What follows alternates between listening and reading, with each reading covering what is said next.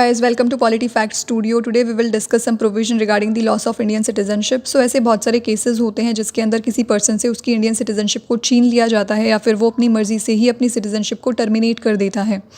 Let's discuss these cases one by one. Firstly come the loss of citizenship by renunciation.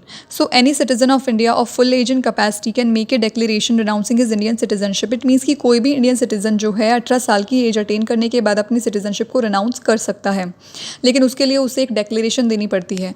Upon the registration of that declaration that person ceases to be a citizen of India, यानी कि जैसे ही उसके declaration का registration हो जाता है India के अंदर, उसके जस्ट बाद ही वो इंडिया का सिटीजन नहीं रहता है.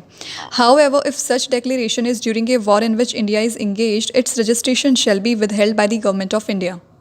यानी अगर इंडिया का किसी दूसरी कंट्री के साथ कोई वॉर चल रहा था और उस वॉर के टाइम पे जो है उस पर्सन ने ये डिक्लेयर किया है कि वो इंडिया का सिटीज़न नहीं रहना चाहता है क्योंकि वो उस वॉर से फ्रस्ट्रेट हो चुका था, तो उस केस में गवर्नमेंट ऑफ इंडिया डिसाइड करती है कि उसके रिनंसिएशन को स्वीकृति देनी है या नहीं देनी है. Further when a person renounce his or her citizenship, every minor child of that person also lose the Indian citizenship. It means कि जैसे ही कोई पर्सन रिनंसिएट करता है अपनी सिटीजनशिप को, उसका हर एक सिंगल माइनर चाइल्ड इंडिया का सिटीजन नहीं रहता. However, when such a child attain the age of 18, he may resume his Indian citizenship. यानी कि जैसे ही वो बच्चा 18 साल की एज को अटेन करता है, उसके जस्ट बाद वो अपनी इंडियन सिटीजनशिप को कंटिन्यू कर सकता है. सेकंड केस आता है बाय टर्मिनेशन, यानी कोई पर्सन जो है वो अपनी मर्जी से ही किसी दूसरी कंट्री की सिटीजनशिप को अक्वायर कर रहा है, जिसकी वजह से उसकी इंडियन सिटीजनशिप टर्मिनेट हो रही है.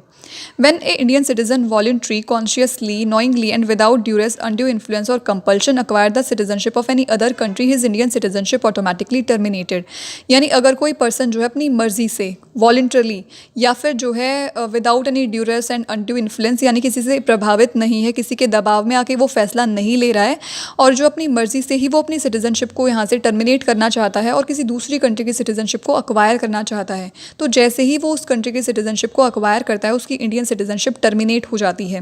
This provision however does not apply during a war in which India is engaged. यहाँ पे भी वही ऊपर वाला केस है कि अगर वॉर चल रहा है कंट्री के अंदर, तो उस केस में गवर्नमेंट ऑफ इंडिया डिसाइड करेगी कि उस पर्सन की सिटीजनशिप को टर्मिनेट करना है या नहीं करना है. थर्ड केस आता है बाय डेप्राइवेशन.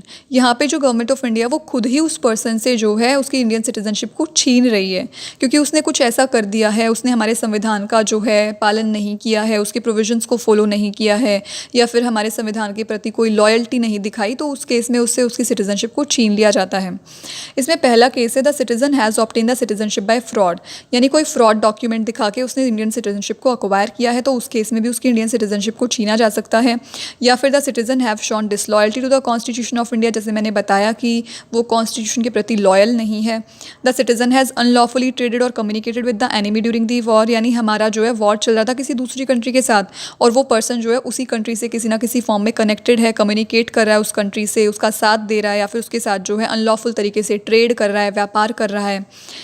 नेक्स्ट आता है the citizen has within 5 year after registration or naturalization being imprisoned in any country for 2 years. It means कि कोई भी इंडियन सिटीजन जिसने जो है अभी नेचुरलाइजेशन के ज़रिए या रजिस्ट्रेशन के ज़रिए इंडियन सिटीजनशिप को अक्वायर किया था और अक्वायर करने के 5 सालों में उसे जो है 2 साल की जेल हो गई है किसी दूसरी बाहर की कंट्री में, तो इस केस में भी उसकी इंडियन सिटीजनशिप को जो है टर्मिनेट कर दिया जाता है गवर्नमेंट ऑफ इंडिया के द्वारा. या फिर लास्ट केस है the citizen has ordinary resident out of India for 7 year continuously, कि वो पर्सन जो है लगातार 7 सालों से बाहर रह रहा है, इंडिया के अंदर आ भी नहीं रहा है, ये भी नहीं देख रहा है इंडिया के अंदर क्या चल रहा है, पिछले 7 साल से टोटली बाहर रह रहा है, तो उस केस में भी उस पर्सन से उसकी इंडियन सिटीजनशिप को छीन लिया जाता है हमारी गवर्नमेंट ऑफ इंडिया के द्वारा. ये थे कुछ provision regarding the loss of Indian citizenship. In the previous videos, we have discussed the articles 5 to 11 regarding the citizenship.